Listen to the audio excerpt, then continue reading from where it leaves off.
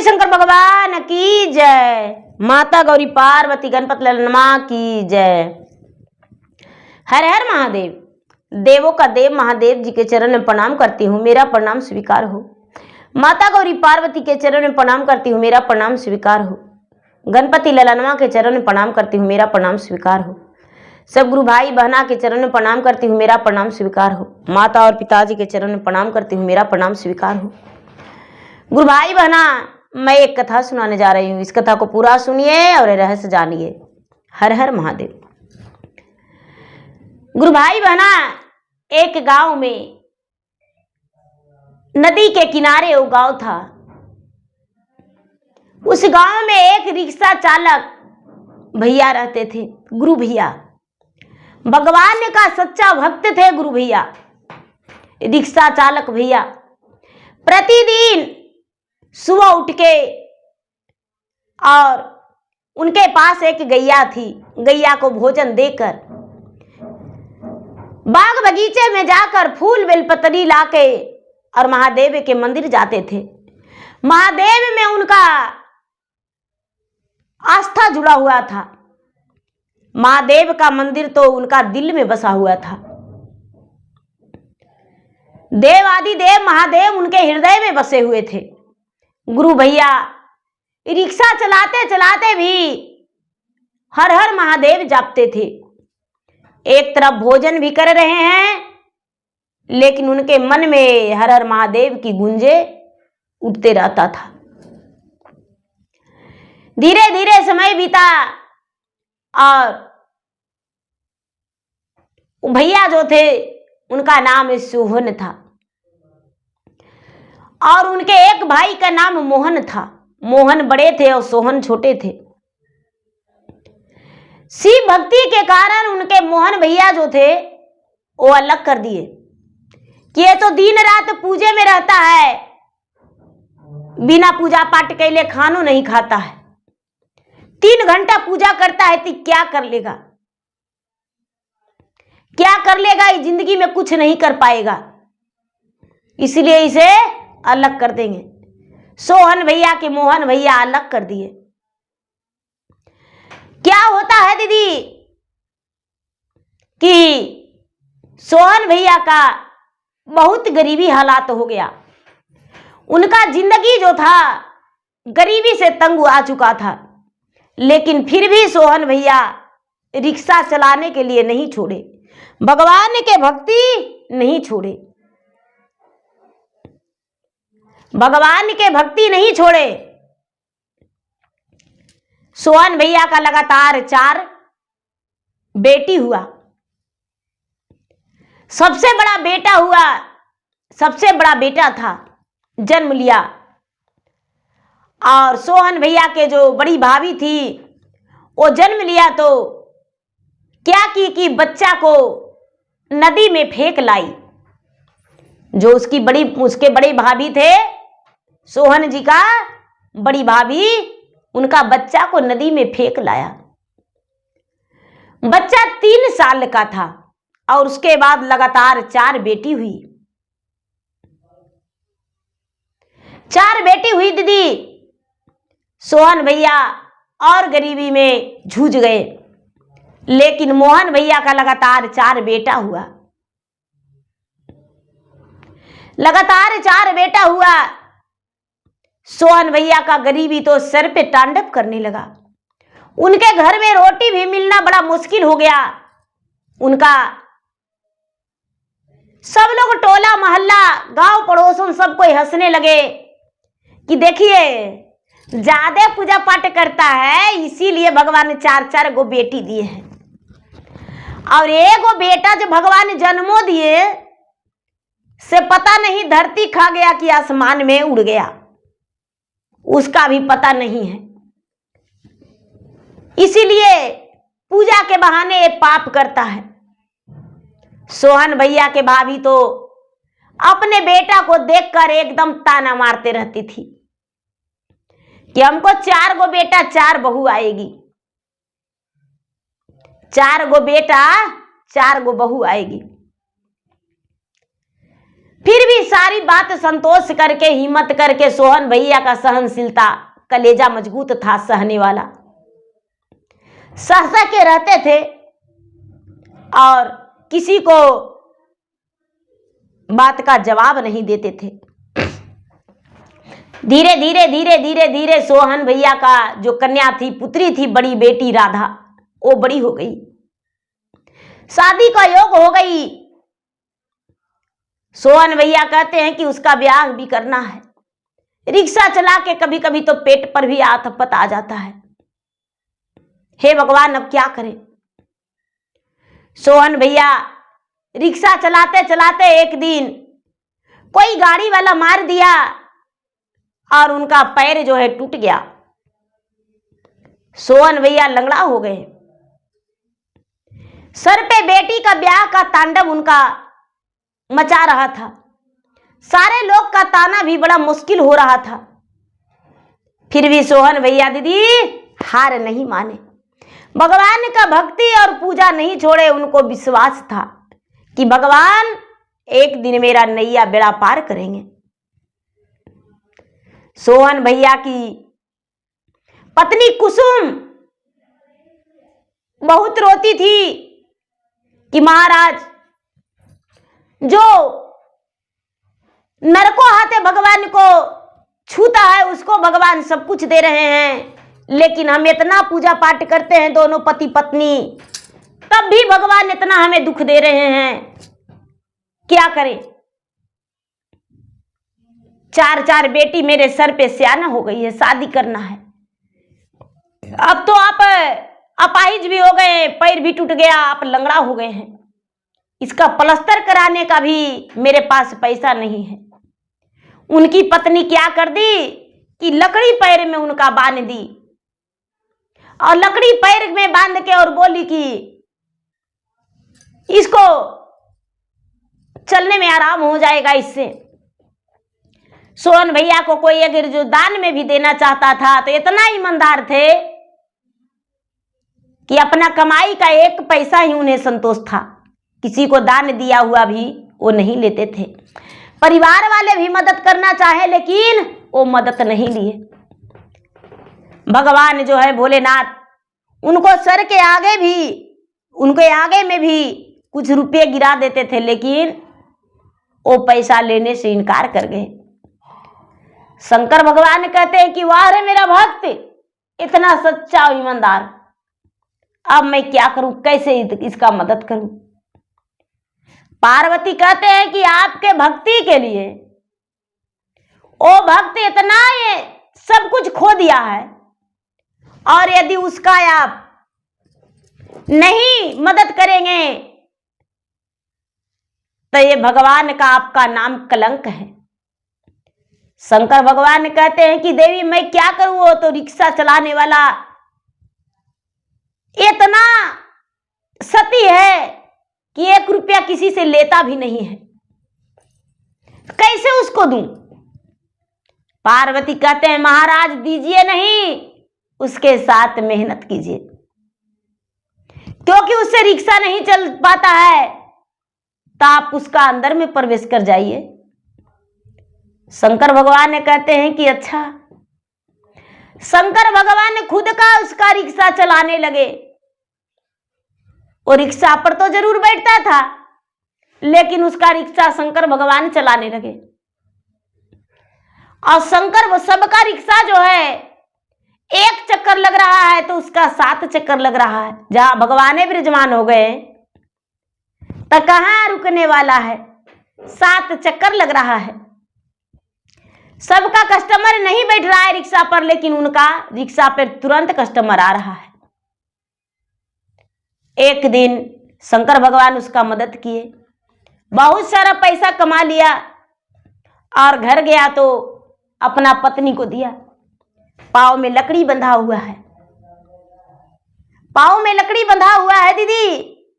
Rickshaw चलाने वाला भैया को, सोहन भैया अपने पत्नी को पैसा दिए तो पत्नी कहती है कि ये जी पहले डॉक्टर के पास चलिए। डॉक्टर के पास जाने पर डॉक्टर पूरा खिसियाया और बोला कि प्लास्टर करना पड़ेगा, पैर तो टूटा हुआ है। सोहन भैया के पत्नी कहती है कि कोई बात नहीं, प्लास्टर कर दीजिए। डॉक्टर प्लास्टर कर दिया। अब सोहन भैया सोचते हैं कि हे भगवान, डॉक्टर तो मेरा पैर को प्लास्टर कर दिया, तो हम रिक्शा कैसे चलाएंगे? रिक्शा कैसे चलाएंगे? अब हम करें तो क्या करें? प्लास्टर वाला पैर लेकर भी रिक्शा लेकर निकल गए। लेकिन निकल गए सोहन भैया नहीं, सोहन भैया के अंदर महादेव खुद प्रवेश कर गए। महादेव का शक्ति प्रवेश कर गया और प्लास्टर वाली पैर लेकर सोहन भैया रिक्शा चलाने के लिए चल दिए। रिक्शा चलाने के लिए लोग कहते कि रे इसका पैर प्लास्टर हो गया है, फिर भी ये कैसे रिक्शा चला रहा है? लेकिन उसे खुद भी नहीं समझ में आ रहा है कि मेरा पैर में दर्द भी है। उसे तो दुगना ताकत हो गया है और रिक्शा चलाने में बड़ा आराम मिल रहा है। रिक्शा चला रहे हैं, महादेव नाम हो रहा है सोहन भैया का। रिक्शा चला के शाम को पैसा लेकर गया। पत्नी देखी तो कहती है कि जी आपका पैर टूटा तो कमाई भी बढ़ गया है। चलिए अच्छा की बात है। ऐसा जो चलता रहा तो बेटी का ब्याह करने में दिक्कत नहीं होगा। महादेव 1.5 महीने में प्लास्टर कटने का आया तो 1.5 महीना में सोहन भैया बहुत सारा पैसा कमा चुके थे। धीरे प्लास्टर भी कटा तो और फ्री हो गए, लेकिन महादेव ही रिक्शा चला रहे हैं। सोहन भैया के अंदर प्रवेश करके महादेव रिक्शा चला रहे हैं। उनकी पत्नी कहती है कि अब अपना मैया को शादी सेट कर लीजिए, सीमा को। सीमा के शादी सेट हो गया। जिसके घर गए तुरंत तैयार हो गया सीमा को देखकर, अरे बड़ा सुंदर है। जहां महादेव का ही मर्जी है तो भला कौन रोकवैया है, कौन रोकने वाला है? शादी सेट हो गया, बारात आ गया धूमधाम से। सोहन भैया अपना बेटी का ब्याह कर दिए, अपना बेटी का ब्याह कर दिए। बारात आ गया, दूल्हा को देखकर सब कोई चकित है कि बाप रे, गरीब घराना, एक रिक्शा चलाने वाला का राजकुमार जैसा दूल्हा है, दामाद है, बड़ा सुंदर है। उसका घर में तो कोई कमी नहीं है, कोठा सोफा बना हुआ है। सब लोग देखकर एकदम चकित है, सब लोग देखकर चकित है। दीदी जो मोहन भैया थे, मोहन भैया के बेटा का ब्याह हुआ तो आते आते उनका गाड़ी एक्सीडेंट कर गया और बेटा और पुतोह दोनों लांगड़ होके द्वार लगे। गाड़ी रास्ते में एक्सीडेंट कर गया और लांगड़ होके द्वार लगे। तो कहते हैं सब लोग, अरे बाप रे, उनका बेटवा के एक्सीडेंट हो गया, बेटवों के पैरवा टूट गया है, पुतोहियों के पैर टूट गया है। दोनों का बेड रेस्ट डॉक्टर दे दिया, ईंट लगा के ऊपर करके बांध दिया, ईंट लगा के ऊपर करके बांध दिया। मोहन भैया के बेटा को बारे में सबको लोग हंसने लगे कि देखिए वो पूजा पाठ करते थे तो पैर में प्लास्टर लेके भी रिक्शा चलाए। देखिए भगवान का शक्ति। और इनका तो ईंट बांध के लोग और टांग दिए इनका पैर को। सब लोग मजाक उनको उड़ाने लगे और इनको शाबाशी देने लगे। धीरे धीरे धीरे धीरे समय बीता तो सोहन भैया रूपा को भी शादी कर दिए। तो रूपा के भी बड़ी धूमधाम से शादी किए। 2 बेटी का ब्याह, बड़े सुंदर सुंदर राजकुमार की तरह जमाई मिले। तीसरी बेटी का भी ब्याह कर दिए, नेहा का भी शादी कर दिए और चौथी आरती का भी ब्याह कर दिए। आरती का जब ब्याह हो गया तो सोहन भैया और सोहन भैया की पत्नी अपने बेटी को विदा करके और जोर जोर से रोने लगे कि हे भगवान, आज मेरा बेटा रहता तो मेरा आंखों का आंसू पोंछता। आज मेरा बेटा कहां चला गया अजय? भगवान को याद करके कहता है कि हे भगवान, आज मैं टूट चुका हूं, आज मेरा सहारा कोई नहीं है। 4 बेटी चारों ससुराल जा चुकी है। गांव वाले आकर समझाने लगे, काहे रोते हैं सोहन जी, आपका भाग्य में ही था, आप जैसा पिता किसी को नहीं देखे। पैर में प्लास्टर होते हुए आप उतना रिक्शा चला लिए, ये तो भगवान का ही महिमा है। चारों बेटी का ब्याह कितने अच्छे अच्छे घर में कर दिए, तिलक नहीं लगा। आपका जो भी परिवार था एकदम फ्री में शादी कर लिया। सोहन भैया को हिम्मत नहीं बंधा रहा था। इतना ही में देखते हैं सोहन भैया कि छोटे छोटे 3 साइज के 3 लड़का और एक बहू और एक बेटा आके और पैर छू के कहता है, पिताजी क्यों रो रहे हैं, मेरे दरवाजे पे इतना भीड़ कैसा है। सब लोग कहते हैं कि अरे पिताजी बोला ये कौन है। जो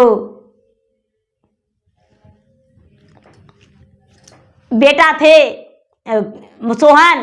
सोहन थे, सोहन का बेटा था। सोहन का बेटा अजय था। अजय कहता है कि पिताजी मैं आपका अजय हूं, आपका अजय हूं।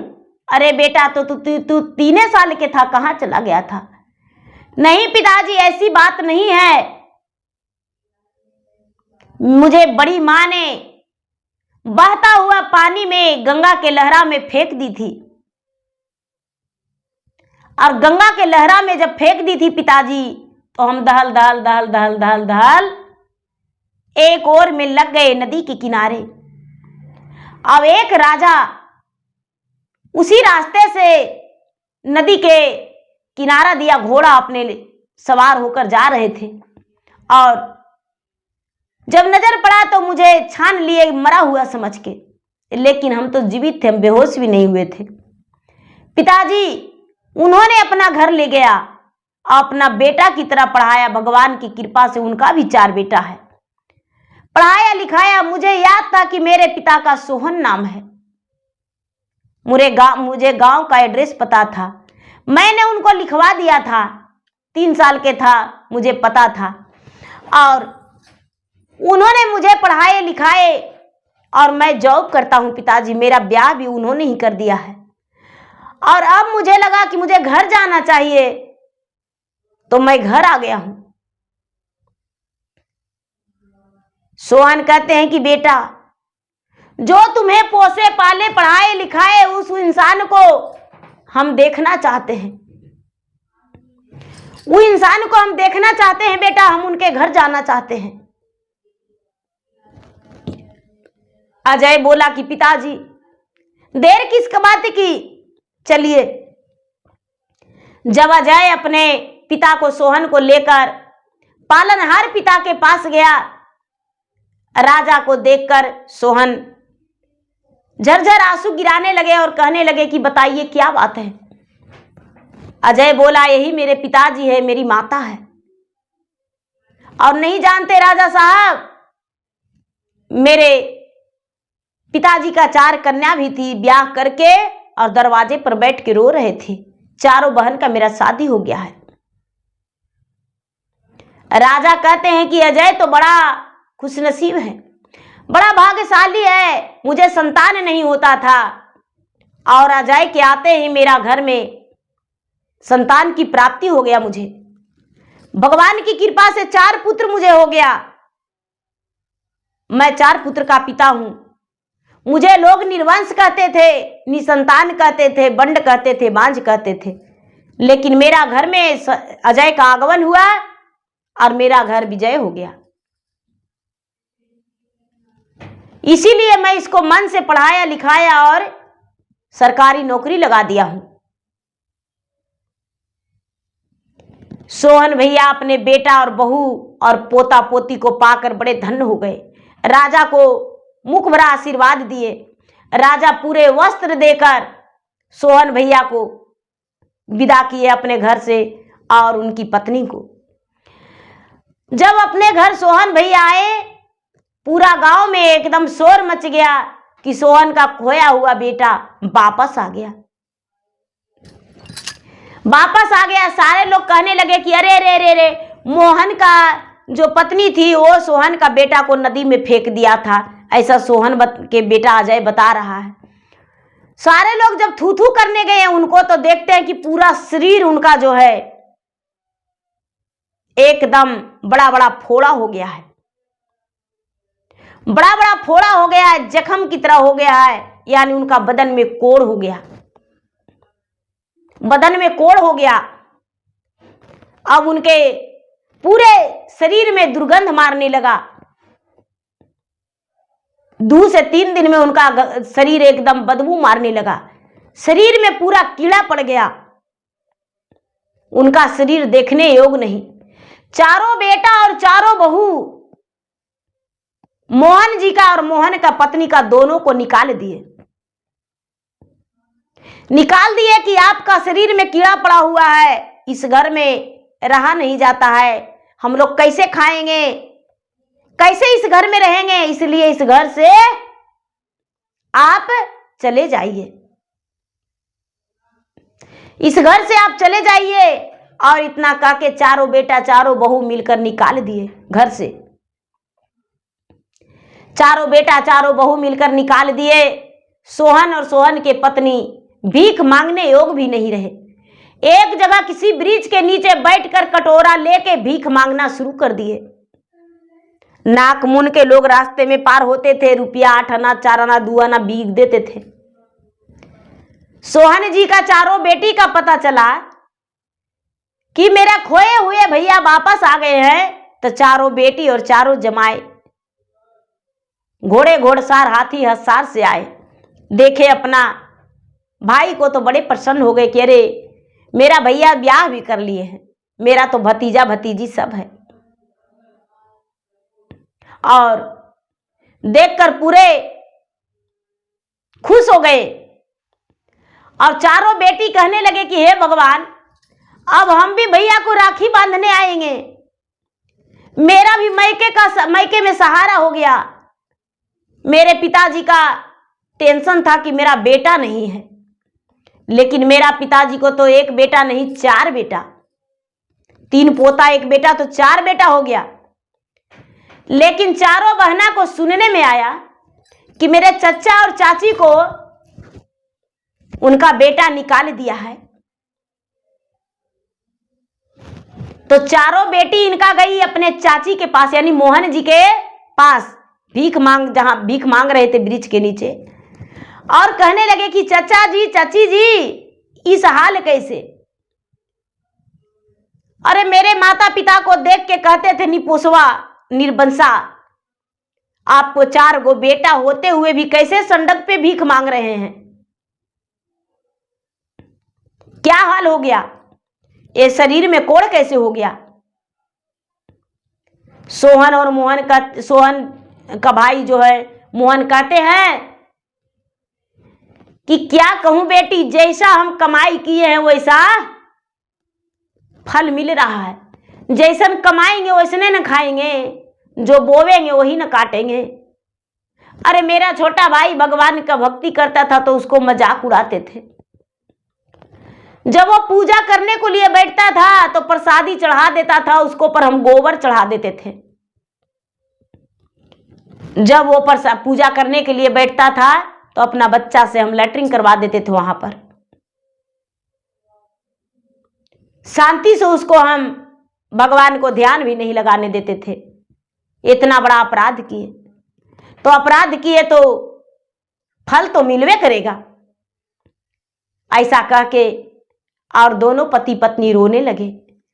इनका चारों बेटी कहती है पिताजी आप गलत किए हैं, हम नहीं, चलिए आपको डॉक्टर के पास इलाज करवा देते हैं। शर्म के मारे मोहन भैया और मोहन की पत्नी कहते हैं कि नहीं, हम नहीं जाएंगे, मेरी हालात पे छोड़ दो, यदि हम जाएंगे डॉक्टर के पास इलाज करवाने तो ये दंड दोबारा जन्म में मुझे भुगतना पड़ेगा, इसीलिए इसी जन्म में हम भुगत लेंगे। और दोनों अपना जीवन भर भीख मांगे। चारों बेटा और बहू मुड़कर भी नहीं देखे। और सोहन भैया के एक बेटा, खोया हुआ बेटा भी वापस आ गया और हाथ के हथेलियों पर अपने माता पिता को बिठा के रखा, पलकों की छांव में बिठा के रखा। चारों बेटा, चारों बहू, चारों बेटी और चारों जमाई और एक बेटा एक बहू 3 पोता, सब मिलकर रिक्शा चलाना छुड़ा दिए और घर में आराम से सुखी जीवन उनको बिताने के लिए बोले। सोहन भैया बोले कि सब कुछ तो हम करवे किए, लेकिन जिंदगी में हम चाहते हैं कि एगो मंदिर बनवा दो दरवाजे पर। सोहन भैया को बात सुनकर चारों जमाई और चारों बेटी और एक बेटा सब मिलके उनका दरवाजा पर एक महादेव का मंदिर बनवा दिए और महादेव, उस महादेव के मंदिर का सोहन भैया पुजारी बन गए। प्रतिदिन उसमें शिव पुराण की कहानियां, भागवत कथा की कहानियां बैठकर लोग को सुनाने लगे। सोहन भैया का काम वही रह गया, भक्ति भजन करने लगे। तो कहते हैं दीदी कि मनुष्य तन में जन्म लिए लेकिन कभी नहीं गुरु का चरण छुए। मनुष्य तन में जन्म लिए लेकिन कभी नहीं भगवान का भजन किए। मनुष्य तन में तो जन्म माता का ओद्र से हम जन्म लिए, लेकिन माता का कभी चरण नहीं छुए, गुरु ज्ञान नहीं लिए। तो दीदी, जो माता के चरण नहीं छूता है, जो गुरु ज्ञान नहीं लेता है, वो मनुष्य नहीं है, उसका ये तन बेकार है। तो देखिए, शुरू से भी सोहन भैया भगवान के भक्ति में लगल थे और लास्ट में भी भगवान का भक्ति में लग गए। देखिए उनका जीवन कितना धन्य हो गया। तो देखिए गुरु भाई बहना, जो बोते हैं वही काटते हैं। बबूल यदि बोएंगे तो बबूल ही काटने का मिलेगा। जो जैसा करते हैं वैसा पा लेते हैं। तो गुरु भाई बहना, मेरा वीडियो अच्छा लगे तो मेरा वीडियो का लाइक करें, शेयर करें। चैनल पर यदि नए हैं तो चैनल का सब्सक्राइब करें, बेल आइकन घंटी को दबाएं, जो कि मेरा वीडियो का नोटिफिकेशन सबसे पहले आपके पास जाए, आप मेरा वीडियो सुन सके। कमेंट बॉक्स में हर हर महादेव, जय शिव गुरु जरूर लिखे। धन्यवाद। हर हर महादेव, घर घर महादेव।